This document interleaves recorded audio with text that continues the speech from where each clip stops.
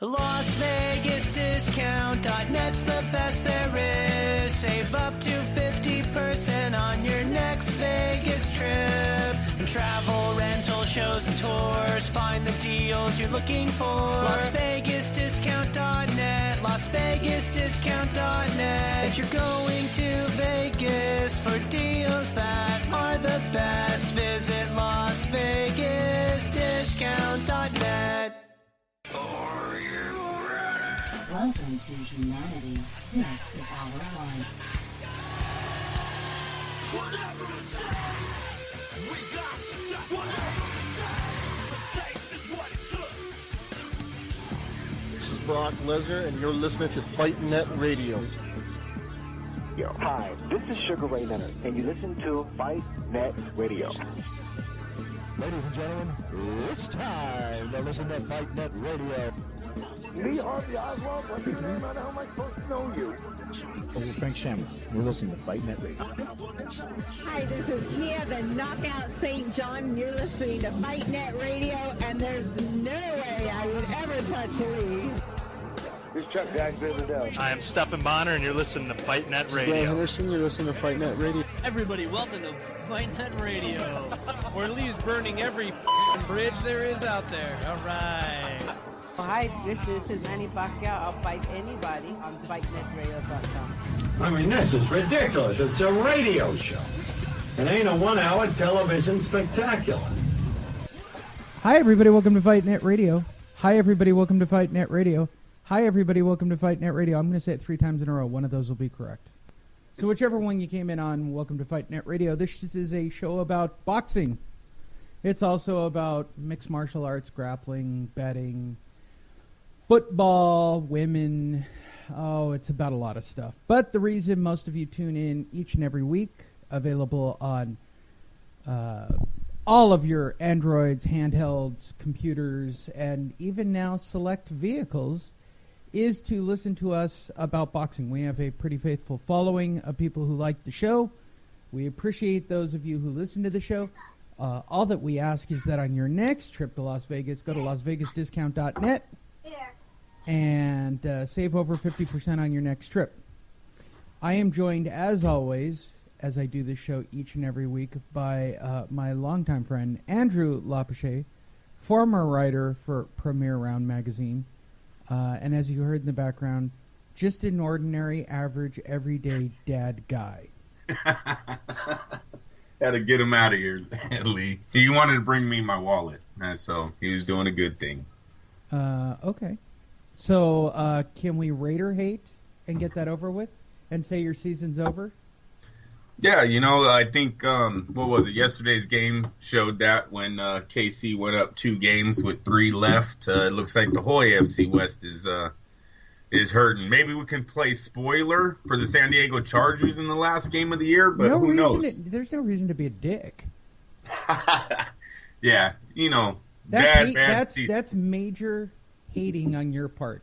It doesn't matter. That's what football used to be. See, what's starting to seem like a trend in the NFL, the NBA, a lot of major league sports is guys aren't playing for wins anymore. They'll play if they're going to the playoffs, but once the teams are nowadays, it seems like in the NFL, that's why we're having such big blowouts and high scoring games. It seems like guys are checking out. So yeah, will the Raiders have the motivation to be a spoiler in the final week of the season on the San Diego? Who knows, Lee? But back in the day, that's what football used to be. If you weren't going to the playoffs, then it was about hurting the division, getting guys in your division not to go to. We'll see if that happens in the final week. Hey, maybe they go on a 3-game winning streak, right? But it's like the Raiders of the 90s. Remember back in the 90s, we were always 8-8, 9-7. Right? We needed all these teams to lose. Jets needed a draw. Miami needed to lose. Raiders get in. That's not happening this year. Yeah. No, I get it. I'm telling you, the Super Bowl I want right now is Chargers-Rams right now. I'm on the verge of having... Look, the fact that they're both on the way to the playoffs. I'm looking more at Pittsburgh versus L.A. I think that's going to be... I don't think the Rams can beat Philadelphia. I mean, I'm just going to be... Carson Wentz is gone. Tore an ACL. Yeah, I know, but they couldn't back. beat the backup. I watched that game. They couldn't beat the backup. Carson, you're right, but Carson Wentz threw a lot of had a lot of yards completions that day too. We haven't seen Foles go in there for a full game yet. Actually, the Raiders will see him. Not only we see Eagles this week, but the Raiders see them on Christmas Day. So their backup will be on the big time stage on Christmas Day, going up against the Raiders. That's football talk for all of you who listen each and every week for me to say something shitty. I don't have to say anything bad about the Raiders because your season's over. On the other hand, being a Charger and a Rams fan, yes, I'm in L.A., gloat all of you freezing wherever you are across the country, and I know we do have people from across the country. Freeze your balls off, hate life, but I am going to New York next week. So I will freeze my balls off for a full solid week. My dad, yesterday morning, Lee, 8 a.m. in the morning in 10-degree weather, took down a 350 mule cow. 350 pounds, Lee, one shot. 10-degree weather, 125 yards away. That's badass. Oh, yeah, to make it even better, black powder rifle, old school. So for those of you wondering, now we're talking about killing mammals on this show. So we can add that to the list of things people hate about our show. It's all for food, people. No, we don't hunt for sport. No, they kill for sport. No, not out there. Kill for sport. They're dead. Not out there. Not out there. And he's actually your family members are listening, going, "No, man, we kill for sport." No, sir. We're taught that very young. No. So great. So great. Well, I do appreciate all of you listening. We do talk about boxing on this show. We are going to talk about boxing. We're probably even going to record our holiday shows right after this. I'll send you photos right now, Lee. He's sending me photos, people, of dead mammals. Kids, come here. Look, dead mammal. Your grandfather killed a mammal. Grandpa got one between the trees. Grandpa killed a mammal. You got to give credit where credit's due, Lee. Black powder rifle. It sounds so much worse when you say dead mammal. Not animal, not food, not deer, bison, buck, or whatever. Dead mammal. Killed a mammal. Took an air-breathing mammal and took it off the planet. Was it a female? Did you kill a mom, too? Is this fucking Bambi? Took 100 pounds home, gave 250 pounds to the family he was hunting with. It's a good day. He didn't send any down? I do like backstrap. I do look. I like his beef jerky. My dad makes the best jerky. Some of that meat will be turned into jerky. My dad, he has his own farm. I want a loin. I want a backstrap. I sound like a jerk at this moment because I'm jumping in, but backstrap loin because I'm getting ready to start training for the Pan Am. Yes.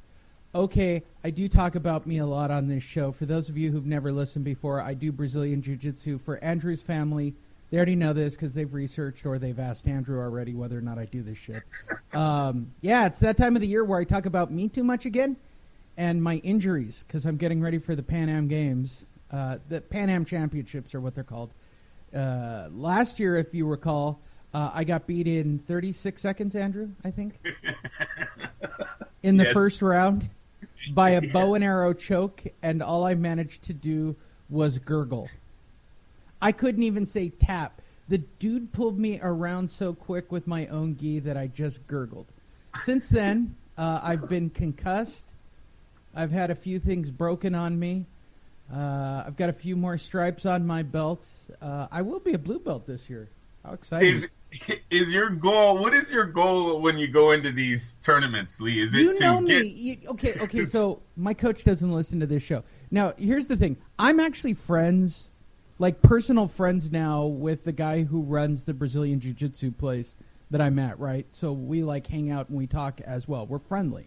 And now he knows me, so it's like you knowing me, right? So he can already see through all my bullshit. That's the preface to all this, right? So. Like, I don't like practicing. I hate practicing. Everybody who gets into a ring, I'm going to say this to all of you, and this is why I literally hate Lampley and I hate Max Kellerman. Those two guys have never trained that hard in their entire life, ever. Yeah.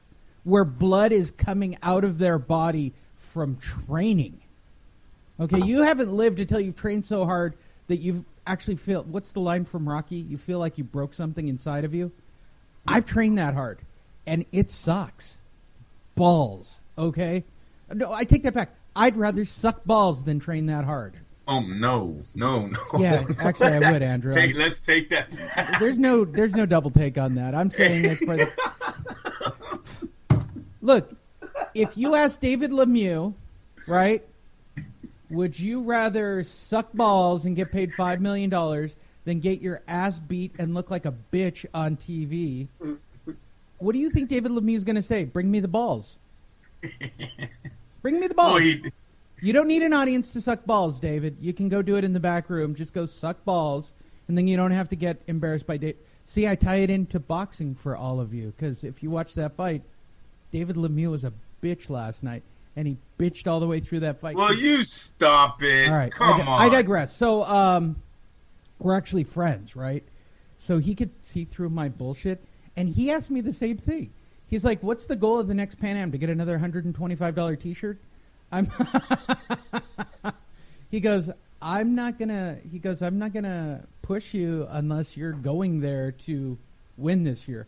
I said, I think my goal last year was just to go. I can't really tell. The problem is I go in with great intentions, and you know this. I think too much, and it always messes me up. That's what happened in the cage fight. That's what happened, with the Danny thing. That was just stupid. My advice is let's go in with the mindset of round one. You're going to get by round one, Lee, and then we'll go take it from here's there. The problem last year. But 36 seconds, Lee, that's kind of fast, man. It's long. It's really fast. Yeah, let's go. Out, it's really fast. I just want a fist in the air. If that first round bell rings, you just turn around and put a fist in the air, Lee. You went one round. How about that? I currently train about 5 times a week, which for Brazilian Jiu-Jitsu, for those that don't know, that's a lot of training. Plus, I do private one-on-ones. So it'll be a little different this year. It'll be a lot different this year. My goal is to one round. Okay, we'll keep it simple. We'll get past the first round. But since you literally stand around and your next match is right after the next match, these guys don't fuck around. There's no downtime between this. You just have all your matches in a row. That's what I mean. Yes, sir. You just told us you don't like training. You're in one of the hardest jiu-jitsu match tournaments there is. No, you know what I mean? It's the one that the Brazilians come in for, yeah. If you go 3 minutes, is it a 3-minute round? Wait, and I'll even, just so everybody understands, the guys who usually medal in this, if you looked at the list, they're guys that are in the UFC. These are like the who's who of Brazilian jiu-jitsu guys. There have only been 3 Americans to win the adult black belt division. That's how hard this thing is, like at every level. All the white belts are going on to the UFC. All the blue belts are starting to jockey because they want to get into like fight to wins and all these now grappling cards that are happening. They want to get noticed. This is where all the promoters come to watch everything. And me, just being a simple, dumb 49-year-old man who took up Brazilian Jiu-Jitsu late in life, yeah, Andrew. And I'm thinking of compete. Here's the really fucked up part. You ready? I don't think I want to compete at my age division. I want to compete at the adult division with the kids that think they're going to the UFC. Oh, jeez. Yeah, right? You get hurt. Right? You get hurt. Well, it's a possibility. But theoretically, we're all the same, right? Except they're younger and have more... No, except they train. They have more testosterone. No, they train. Yeah, a lot. Dude, that's a lot of them. And here's what people don't know. Even at that level, they've already got sponsors. Like, they have sponsors now. It's crazy to me. Yep. All right, enough about us. We're here to talk about boxing. There was boxing last night. We'll talk about the 2 undercards first because I have a lot to say, and I only watched the main event. I couldn't stand the undercards. I couldn't. The dude with the curly mustache couldn't stand O'Sullivan at all. Oh, that was awesome. Lee, come on. That was a shot back to the old days, right? He didn't put his hands up with his fist curled at himself. I know. But give me... Oh, yeah. He didn't do the old-timey boxing pose. Came forward all night. All right, Fought so the like an first fight was Irishman. actually Ulysses, right?